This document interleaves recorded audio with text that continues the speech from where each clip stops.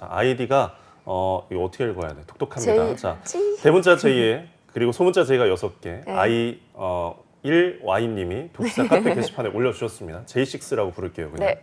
자, 한번 사연 볼까요? 자, 학교는 지금 지방 거점 국립대학교를 졸업하셔서 예술학을 전공하셨는데 졸업 학점이 3.66이십니다. 네. 그리고 지금은 동국대학원 말하는 걸까요? 예, 석사 역시 예술 전공 그리고 4.2. 예, 그렇습니다. 그리고 학점수는 토스 레벨 6가 있고요. 자격증은 무 점점점 아무래도 네. 자신감이 보입니다. 예, 커말 1급 준비 중이라고 하셨고요. 경력 사항과 대외 활동, 기타 추가 계획까지 쑥 지금 공백란입니다. 희망 회사 부서 직무도 공백으로 남겨주셨는데 네. 밑에 보면 있을 것 같아요. 지금 받고 싶은 조언에 대해서 오랜 시간 예술만 파다가 직종을 변경해 보려고 하는데 가능할까요? 사무직렬로 가고 싶은데 어떤 자격증을 준비하는 게 좋을까요? 라고 하셨습니다. 네, 이분 예술 분야 전공을 했고 석사까지 이수를 했는데 사무직렬로 가보고 싶다. 그게 고민 중이다. 이렇게 남겨주셨습니다. 고민이 정말 커 보여요. 예. 이 부분 어떻게 봐야 될까요? 네, 일부러 고민이 가장 커 보이는 사연을 아, 선정을 네네. 해봤는데 이런 상황이신 분들이 굉장히 많아요. 네. 이분 같은 경우는 좀 예술을 전공을 하셔서 특히나 더 이제 취업과는 큰 연관성이 없어 보이는데 이런 경우가 굉장히 많아서 아마 이 잡다방 시청해 주시는 분들 되게 많더라고요. 예. 네, 그래서 제 뭐 개인 막 카페나 블로그에 잡다방 보고 왔다 이런 분들도 되게 많으신데 네. 그러니까 그만큼 아예 취업 준비가 안 되신 분들이 생각보다 많다라고 생각을 했고 이분들께 좀 도움이 될 수 있는 사연인 것 같아요. 네. 일단 이 스펙만 놓고 봤을 때는 진짜 우리 소개 멘트처럼 사방이 하얀 벽처럼 박힌 그런 사연이라고 볼 수 있을 것 같은데 네. 우선은 앞서 말씀드렸던 것처럼 예술학과를 전공을 하셨는데 이제 동대학원, 그러니까 그 본인이 졸업한 학사의 그 대학원의 석사를 이제 졸업했다는 거거든요. 아, 직어국. 예. 그래서 석사까지 이수를 하셨어요. 근데 학점 관리도 무난하시고 석사에서는 학점 관리 잘 하셨고요. 그리고 좀 칭찬을 해드리고 싶은 부분 중에 하나는 이제 예술 쪽 분들은 어학을 별로 좋아하지 않으세요. 친하지 않은데 네. 그래도 레벨 6까지 일단은 어학을 가지고 계시다라는 점이 있고요. 그리고 커말 1급 준비 중이신 걸 보면 이제 공기업을 생각을 하시고 있는 것 같아요. 네. 실제로 이쪽 관련해서는 경력상 대외활동 공모전 다 입력을 안 하셨는데 제가 생각하기에는 석사까지 전공을 하셨다면 예술 관련된 쪽 관련된 활동들은 되게 많지 않을까 이런 생각이 있는데 네. 뭔가 본인이 스스로 생각하시기에 연관성이 없는 것 같아서 안 쓰신 게 아닐까라는 생각이 있습니다. 그래서 되게 막막해 보이지만 이게 공기업의 종류가 굉장히 다양하거든요. 네. 그래서 특히 이제 예술 분야를 다루는 공기업들도 굉장히 많아요. 네. 그래서 실제로 그쪽으로 합격한 사례들도 굉장히 많고요. 아. 그래서 저는 이제 스타트 좀 잘 시작하시고 오늘 잡다방 통해서 마음가짐을 잘 만들어 보시면 충분히 취업보가 가능할 거라고 말씀드릴 수 있을 것 같아요. 네, 예. 알겠습니다. 김쌤은요? 하얀 벽이라는 표현을 좀 바꾸고 싶어요. 그냥 하얀 도화지라고 하면 어떨까라는 생각이 들어요. 아무것도 없다면 뭔가를 채워야 되는데 한 번에 다 채우려고 해요. 자격증을 딴다, 뭘 한다. 예.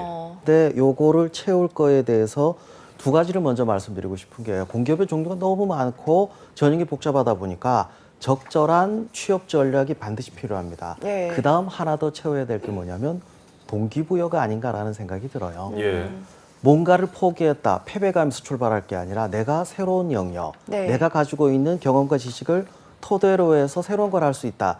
이런 동기부여를 준비해야 되지 않을까라는 생각이 드네요. 예, 하얀 도화지로 비유해 주셨는데 지금 사연이 이제 많은 공백이 하얀 도화지처럼 보입니다. 결국에는 두 분께서 말씀해 주신 대로 마음가짐, 동기부여를 잘 잡아서 어떤 그림을 그리느냐가 중요할 것 같은데 지금 공기업에 대해서 계속 이야기를 하고 있습니다. 사실 공기업 합격이 만만치가 않잖아요. 그죠. 굉장히 벽이 높다라고 할 수 있는데 문화예술 관련 기업이나 기관 같은 게 있다면 그곳을 누려보는 게 좀 더 좋을 것 같은데 어떻게 보시나요? 최근에 이제 그 컨설팅 하면서 이제 공기업 지원하시는 분들은 이제 공기업 제가 지원할 만한 공기업이 어디가 있을까요? 막 많이 물어보시는데 네. 네. 일단 네이버에 뭐 검색 하더라도 되게 많이 나옵니다. 그러니까 문화예술 관련 공기업만 쳐도 되게 많이 나오는데 일단 제일 대표적인 게 뭐 예술의 전당, 예. 그렇죠. 그리고 이제 지역마다 정부 산하 그런 기관들이 굉장히 많은데요. 문화예술 재단도 지역마다 다 있습니다. 네. 그래서 그런 것들을 고려해봤을 때는 되게 많고 뭐 가까이 예를 들면 뭐 한국문화예술교육진흥원, 뭐 한국문화재재단, 예술인복지재단부터 그러니까 예술 관련된 복지, 문화, 뭐 정책 굉장히 다양한 기관들이 있습니다. 네, 일단 합격 사례를 제가 예를 들어서 말씀드리자면 네. 실제로 이제 이 친구는 무용을 전공을 했던 친구였는데 예. 실제로 이제 모 지역의 문화예술재단에 들어갔어요. 근데 이 친구는 사실 무용만 했으면 뭔가 특별하게 이제 사무 업무나 이런 걸 할 수 없을 거란 생각이 많잖아요. 네. 근데 일단 계약직으로 먼저 들어가서 실무 경험도 쌓고 이제 그러면서 컴퓨터 자격도 쌓고 그리고 이제 뭐 실제로 기획을 하는 그런 부분들이 많으니까 그런 경험들을 좀 쌓다 보니까 네. 나중에는 정규직으로 채용이 됐거든요. 예. 그래서 이렇게 조금 돌아갈 수 있는 방법이기도 하지만 네. 우리가 전혀 생각해보지 못한 방법으로 또 들어갈 수 있는 그런 방법도 있기 때문에 그런 방법도 저는 좀 추천을 드리고 싶고요. 그런 과정을 이제 생략하고서라도 일단은 정규직으로 들어가기 위해서는 사실 이제 자격 요건들이랑 필기 요건들이 필요하죠. 그래서 그 부분을 오늘 저희가 좀 짚어드리면 좋을 것 같아요. 예, 네. 그렇습니다.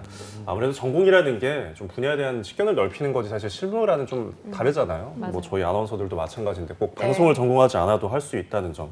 그렇기 때문에 지금 말씀해 주신 대로 자격 요건이나 필기 능력을 좀 추가하면 될 것 같다라고 해주셨는데 네. 아무래도 필기면 공기업이니까 NCS를 좀 보지 않을까요? 네. 워낙 복잡하다 보니까 본질적인 얘기를 또 할 수밖에 없네요. 네. NCS 전형을 짧게만 말씀드리면 국가가 직무의 표준을 만들어서 직무 역량을 평가하는데 이 직무 역량이 두 가지로 구분이 됩니다. 직무 수행 능력이라고 해서 지원 직무 쪽에 전문적인 지식, 자격, 태도, 경험 이런 걸 얘기하는 게 있고 네. 그리고 모든 직무에 공통적으로 적용되는 직업 기초 능력이라고 하는 게 있어요. 이걸 평가하는데 서류에서 평가하기도 하고 필기에서 평가하기도 하고 면접에서 평가하기도 합니다. 예. 네. 자, 이걸 필기로 얘기하면 좀 쉬워요. 그러니까 직무 수행 능력이 전공이고 직업 기초 능력이 인적성 시험 비슷한 거 그거. 요까지는 쉬운데 서류로 들어가면 더 복잡해져요. 자격으로 평가하기도 하는데 자격증이 필수다가 아니라 공고문에 나와 있어요. 예. 어떤 거에 가산점이 있다. 그러면 이건 반영돼요. 네. 근데 공고문에 없다. 반영 안 돼요. 면접 전형에서도 세부적인 내용들이 나옵니다. 발표 면접, 토론 면접 여러 가지가 있는데 이것도 다 직무 역량을 평가하는 거라고 공고문에 나와 있는데 공고문을 잘 안 봐요. 예. 네. 공고문이 복잡합니다. 코레일 같은 경우에는 공고문에 첨부 파일만 한 6개가 들어가 있거든요. 복잡하니까 넘어가 버려요. 맞아요. 그러면서 이제 쉬운 길, 예. 이것만 하면 해결할 수 있을까요? 그래서 꼭 저는 공고문 분석을 하라는 얘기를 하고 싶네요. 네. 맞아요. 저희가 그 서류 계약서 쓸 때도 작은 글자 이런 거 주면 잘안 보잖아요. 그러니까요. 꼼꼼히 봐야 됩니다. 네, 공고문 분석부터 해라 이렇게 말씀을 해주셨는데 그렇다면 이분이 공기업 입사가 목표다 이렇게 생각을 하고 어떤 준비를 우선 해야 되는지 네, 자세히 말씀해 주세요. 네, 아까 태영 선생님께서 말씀해 주셨던 것처럼 자격 사항, 가점이 붙는 자격 사항에 대해서 네. 그러니까 이거를 공기업 준비하시는 분들은 뭐 필수 막 3종 세트, 4종 세트 이렇게 얘기를 해요. 네. 그 자격증들을 일단 말씀을 드리자면 일단 기본적으로 한국사, 컴활 그리고 어학이라고 하면 토익 혹은 토익 스피킹이 네. 될 수 있겠고 추가적으로 이제 한국어까지 네. 있는데 여기에서 또 이제 자격에 있어서의 그 커트라인 기준이 또 달라요. 그래서 한국사 같은 경우는 보통 2급 이상을 취득하시면 뭐 가점 만점을 받을 수 있는데 컴퓨터 활용 능력이라고 하죠. 컴활 같은 경우는 1급이랑 2급이랑 어느 정도 가산점 차이가 좀 많이 나는 경우가 있어요. 어떤 네. 채용에서는 뭐 1급은 5점인데 2급은 막 2점만 주는 경우도 있고 이런 게 예. 있기 때문에 기왕이면 1급을 취득을 하시는 게 좋은데 컴활 1급 취득하시려면 한 2달 정도 네. 기간이 걸립니다. 그래서 인강 들으시면서 열심히 하셔야 되고요. 그리고 토익 같은 경우는 사실 이미 준비를 해두신 분들도 많으시지만 네. 오늘 사연 주인공 분처럼 없는 분들도 있기 때문에 한 3개월 정도는 잡아서 뭐 안정권이라고 한다면 그래도 한 800점대 이상은 만드셔야지 실제로 뭐 인국공이라던가 관광공사라던가 이런 쪽은 막 토익이나 이런 부분들이 이제 스펙 잔치이다 보니까 뭐 예. 900점 이상인 분들이 많지만 그런 공기업들을 제외하고는 보통 800점대 이상이면 그냥 무난하게 합격할 수 있을 거라고 보고요. 네. 한국어 자격도 토플 정도로만 취득을 해주시면 될 것 같습니다. 근데 네. 이렇게 자격을 만드는 데만 한 4, 5개월이 걸리는 것 같아요. 그러니까 토익을 포함하면 6개월, 예. 그리고 토익 포함 안 하면 3개월. 그리고 한국사 같은 경우도 1년에 4번밖에 시험이 없기 네. 때문에 예. 그런 거 좀 잘 체크해 주셔야 될 것 같고요. 그리고 이제 전공 분야, 아까 말씀해 주셨던 것처럼 직무 능력에 대한 부분을 보는데 사무직 기준으로는 경제, 경영, 법행정, 회계 5가지 과목에 관련된 이수 교과목 이 필요합니다. 예. 그래서 이제 전공을 안 하신 분들 같은 경우는 직업훈련 교육과정, 뭐 고용노동부 관련한 뭐 휴넷 이런 사이트나 아니면 학점은행제 관련된 사이트에서 4-5과목 이상은 이수를 해주셔야만 서류에 붙습니다. 네. 예. 그래서 서류만 이렇게 한 6개월 정도 준비 시간이 걸리는 거죠. 그래서 이제 관련된 전공인 분들은 괜찮지만 그렇지 않다면 이렇게 준비를 해야 할 사항들이 좀 체크리스트가 있다라는 걸 말씀드릴 수 있을 것 같아요. 네. 예, 이렇게 서류 준비에 대해서 꼼꼼하게 얘기해 주셨는데 예. 6개월 동안 준비하면 하반기에 좀 맞아요. 가능성을 많이 봐야겠네요. 예. 그리고 사실 공기업의 곧 초대 문턱이라고 하면 필기 시험이잖아요. 네. 필기 시험에 대해서는 태영 쌤께서 알려주시죠. 네. 아까 말씀드렸던 직무 수행 능력은 전공. 근데 이 전공이 기술 직렬의 경우에는 복잡할 게 1도 없어요. 전기기사 준비했던 시험과 거의 동일하다고 보면 됩니다. 근데 사무직이 복잡해요. 네. 자기 전공하고도 상관도 없고 뭐 기사 자격 준비하는 것도 아니고 네. 이러다 보니까 단일 전공으로 개별 과목들 주로 이제 경영이나 경제, 근데 경영을 가장 많이 보기도 하고 지원도 많이 하기도 합니다. 예. 근데 이게 통합 전공이 되는 경우가 있어요. 네. 뭐 경영, 경제, 회계가 묶여가지고 상경 통합, 그리고 법학하고 행정학, 행정법이 묶이는 법정 통합 이렇게 되는 경우도 있고 일부 공기업의 경우에는 이걸 죄다 묶어서 통합한 경우도 있습니다. 예. 그래서 지원 기업별로 분석을 해서 내가 뭘 해야 된다는 걸 파악하고 준비하시는 걸 권하고 싶어요. 복잡해 보이지만 사실은 이게 쉬워요. 왜 쉽냐면 전공은 지식 기반이기 때문에. 근데 정말 어려워하는 게 직업 기초 능력입니다. 총 10개 능력을 평가하도록 되어 있거든요. 그중에서 의사통솔이 문제해결 자원관리를 일반적으로 피셋형이라고 하는데 이게 왜 어렵냐면 능력을 평가하는 거지 지식을 평가하는 게 아니어서 어려워요. 네. 그래서 예를 들어서 뭐 기술 직렬의 경우 대부분 이공계거든요. 이공계는 수학을 포기 안 해요. 그래서 수리가 쉬워요. 인문계는 수학을 포기한 사람들이에요. 네. 네. 수리가 무조건 어려워요. 네. 저는 왜 어려울까요? 너 일찌감치 포기했잖아. 그렇구나. 그렇게 이해하고 접근을 해야 됩니다. 훈련이 필요해요. 훈련이라는 게 적응하는 훈련이에요. 유형 파악하고 풀이법 익히고 그래서 어느 정도 단계가 됐을 때 점수가 나오는 거지. 예. 뭐 단기간에 할 수 있는 부분은 아니에요. 네. 그 이외에 6개 과목이 오히려 공부하기가 쉬워요. 지식 기반이니까. 하지만 많이 출제가 안 돼요. 예. 그런 함정이 있죠. 예. 그래서 적응하는 훈련, 예. 정확하게 얘기하자면은 직무 역량이라는 걸 이해하면 이것도 좀 더 수월해집니다. 예. 그러니까 잘 파악해서 전략적으로 준비하면 쉽게 할 수 있다 이렇게 말씀을 해주셨는데 우선 필기가 뭐 공기업의 꽃이라고는 하지만 이제 필기 합격했다고 다 끝나는 거 아니잖아요. 그다음에 이제 면접 전형이 필요한데 이건 또 어떻게 준비하면 좋을까요? 네. 면접 전형 같은 경우는 특히 이제 공기업 같은 경우는 사기업이랑 면접 전형이 뭐 스피치에 대한 부분이나 뭐 본인을 어필하는 내용이나 이런 것들은 다 괜찮아요. 근데 문제는 태도를 공기업에서 굉장히 많이 봅니다. 왜냐면은 이제 사기업 같은 경우는 어떤 성과주의에 대한 그런 부분들이 있기 때문에 직무 능력에 대한 어떤 전문성이나 열정 이런 부분들을 좀 많이 본다면 공기업 같은 경우는 성과주의라기보다는 같이 만들어가는 어떤 공익의 가치 그리고 국책 사업을 운영을 하는 거다 보니까 어떤 조직을 좀 대표할 수 있는 그런 마인드를 가진 사람들을 원합니다. 네. 그러다 보니까 면접에서의 첫인상을 굉장히 많이 보고요. 네. 그리고 이제 답변 같은 부분에 있어서도 네. 여러 가지를 보는데 요즘 가장 큰 문제가 옛날에는 이제 공기업 면접 이러면 경쟁률이 사실 사기업보다는 뭐 2.5대 1, 뭐 1.5대 1, 뭐 3대 1 이런 식으로 좀 3대 1 이하다 보니까 많이 부담을 안 느끼셨는데 요즘 이제 취업이 너무 어렵잖아요. 네. 그러니까 다 준비를 하시는 거예요. 어. 그러니까 다 태도가 웬만큼은 다 세팅이 돼 있어요. 그래서 요즘에는 또 이제 질문 자체도 굉장히 어려운 게 많이 나옵니다. 그래서 네.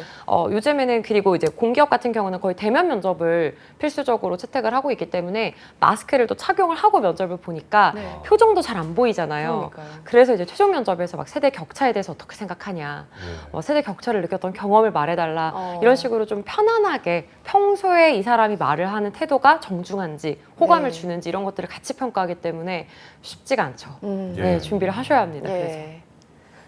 태영 쌤은 어떻게 보세요? 네, 면접관. 첫인상 부정적이면 진짜 힘든 건 맞는 것 같아요. 맞아요. 그래서 저도 그거 때문에 뭐 인사 연습이라도 좀 하라고 하는데 네. 대부분 까먹어요. 어. 면접 직전에 이제 그때 연습을 하려고 하니까 맞아요. 익숙치가 않은데, 자, 이미지를 만들고 나서 그 다음 중요한 건 뭐냐면 역시 전형을 이해하는 게 필요합니다. 공기업 면접 전형이 좀 복잡해요. 종류가 많다 보니까 뭐 직무 역량을 평가하기 위해서 직무 자체를 묻는 경우도 있고, 상황을 가정하고 그 상황에 적절한 답을 요구하는 상황 면접도 있고, 경험을 통해서 영향을 평가하는 경험 면접, 발표 면접, 토론 면접, 여러 가지 유형들이 있는데 다 보지는 않습니다. 회사마다 미리 얘기를 해줘야 우린 이거 본다, 이거 본다.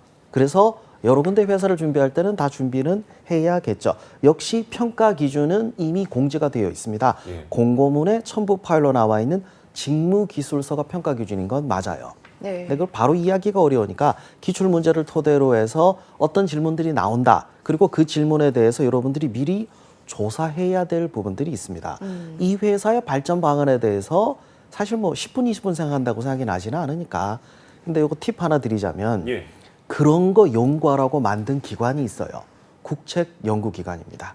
대부분의 공공기관과 연계되어 있는 국책연구기관이 있어요. 중앙정부 산하에 있는 공공기관도 그렇고 지방정부 산하에 있는 공공기관의 경우에는 지자체별 국책연구기관들이 있거든요.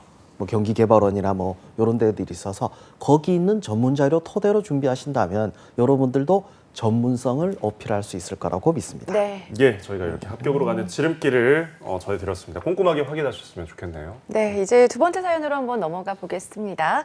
독칠사 카페 아이디 니니콩님이 올려주셨는데요. 우선 스펙 먼저 확인을 해보도록 할게요. 네, 학교 전공 학점 보면 수도권 4년제 식품영양학과 3.83점이고요. 어학점수 토익 720점 갖고 있습니다. 자격증은 정보기술 자격, 그리고 식품 브랜드 전문가 1급, 브랜드 기획자 1급, 영양사, 위생사 등 갖고 있고요. 경력사항은 이디야 3년 9개월 알바 형태로 진행을 했습니다. 대외 활동은 우먼센스 식품 대기업 기획자, 마케터 프로젝트라고 써주셨고요. 수상 경력에서 보면 우먼센스 대외 활동하면서 같이 경력을 쌓은 것 같은데, 우먼센스 식품대기업 아이디어 공모전 최우상, 그리고 이디야 메이트 희망기금, 교내 레시피 공모전에 경력이 있습니다. 추가 계획은 커말 1급 사회조사 분석사 전화 영어 1월부터 시작할 거고, 토스 오픽 준비 중에 있습니다. 추후 해외 취업이 목표입니다. 이렇게 남겨주셨고요. 입사 희망 회사 부서를 보면 외국계 회사 상품 기획이라고 적어주셨고, 조언은 무엇을 더 준비해야 될까요? 그리고 해외 인턴십 지원을 하고 있는데 관련 전공이 아니라 비자 받기가 쉽지 않은 것 같더라고요. 경력 쌓고 가는 게 나을까요? 기획 마케팅은 포트폴리오 요구하는데 어떻게 준비해야 될까요? 사회조사 분석사는 시험이 몇 번 없어서 눈앞이 캄캄한데 어떻게 준비해야 돼요? 꼭 필요한가요? 라면서 남겨주셨습니다. 네. 식품 영양학을 전공해서 그 스토리 기반으로 뭔가 많은 스펙을 쌓은 것 같습니다. 네. 외국계 회사 상품 기획 직무를 희망하고 있는데 우선 스펙 점검부터 해보겠습니다. 태용 쌤, 네. 어떻게 보셨나요? 스펙 채우려고 정말 고생을 많이 한 것 같은데 조금 걱정되는 부분이 있어요. 어떤 거? 스펙에 중독된 게 아닌가. 아, 채용의 기준은 직무 역량인데 네. 스펙으로 그 부족한 거를 메우려고 하다 보니까 계속 이걸 쌓더라고요.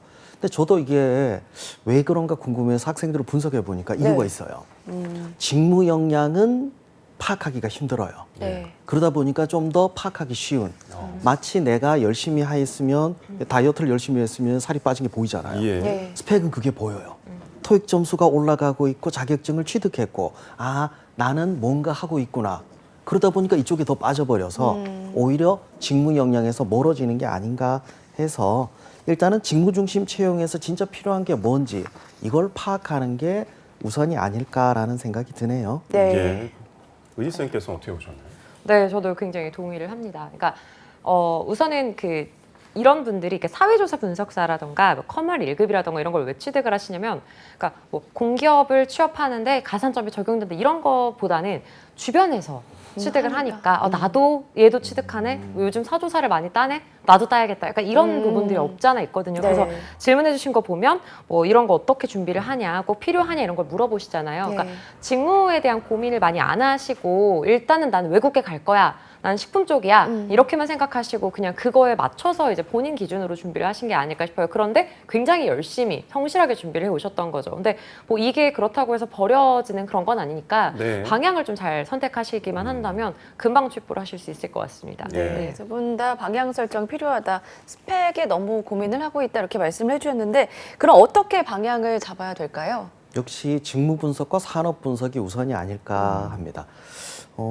시중에 보면 책들이 많아요. 네. 산업 분석한 책을 보면은 뭐 두께가 이만한 책들도 있고 직무 분석해서는 쏟아지는 자료들이 많은데 예. 솔직히 말씀드려서 이 자료들은 기초 자료 이상의 역할은 못해요.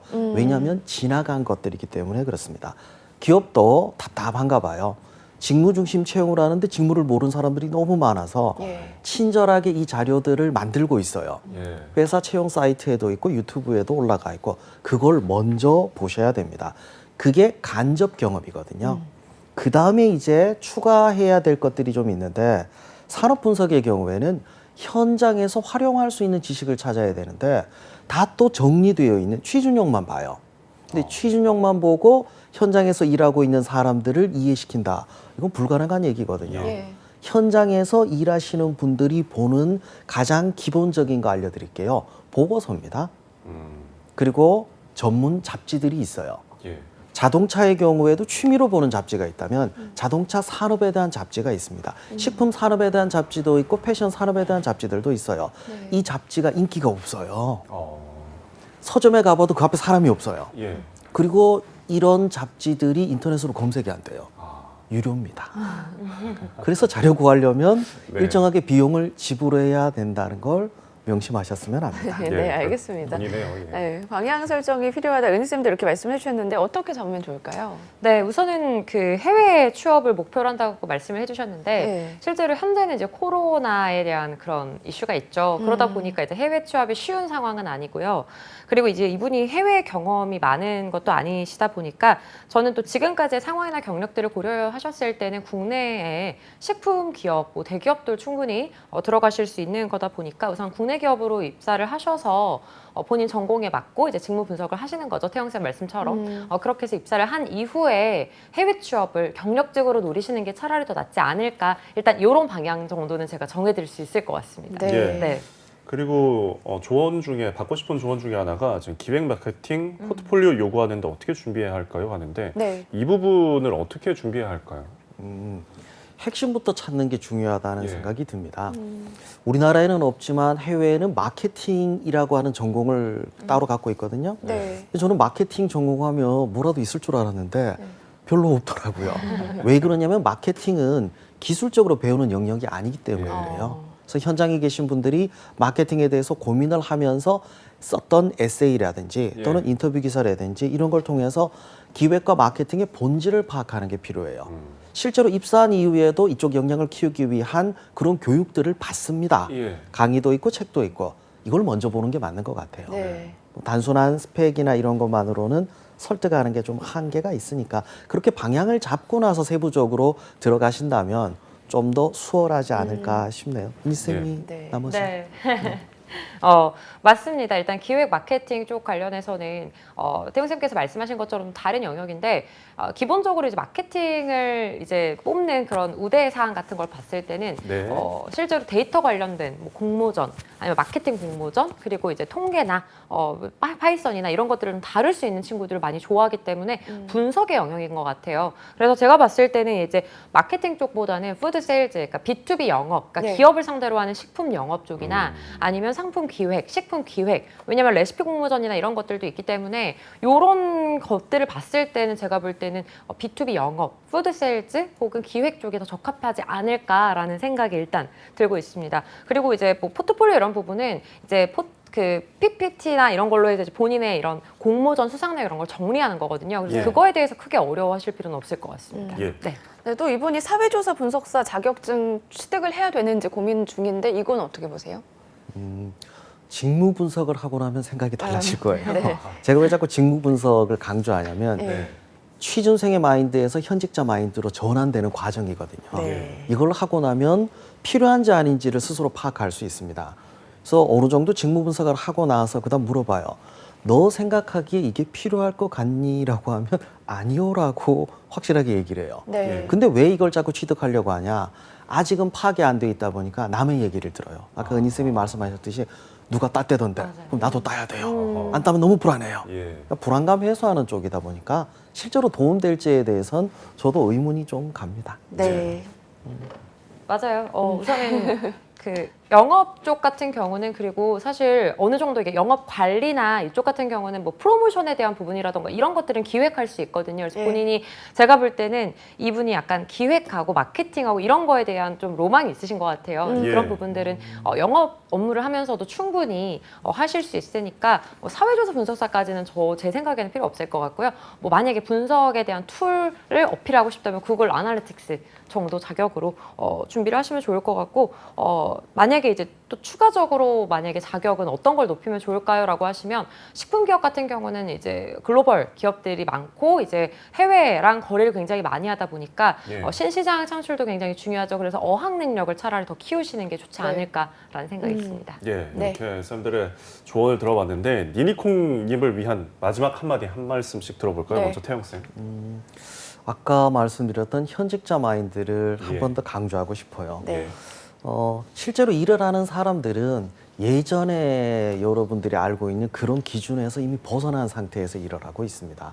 이미 빅데이터 분석하고 있고요. 기획 마케팅도 감으로 하던 시대는 이미 끝났어요. 예. 그래서 데이터 분석에 대한 역량을 가지고 있다. 이건 충분히 어필할 수 있겠죠. 그리고 뭐 영상 편집이라든지 이걸 직접 하지는 않더라도 영상 편집과 관련된 일을 해야 되기 때문에 이쪽 관련된 지식은 필수적으로 필요합니다. 현직자 마인드, 이것만 알게 된다면 취업은 의외로 쉬운 문제가 아닐까라는 생각이 드네요. 네. 예, 간단하게 한 말씀해 주시죠. 네네.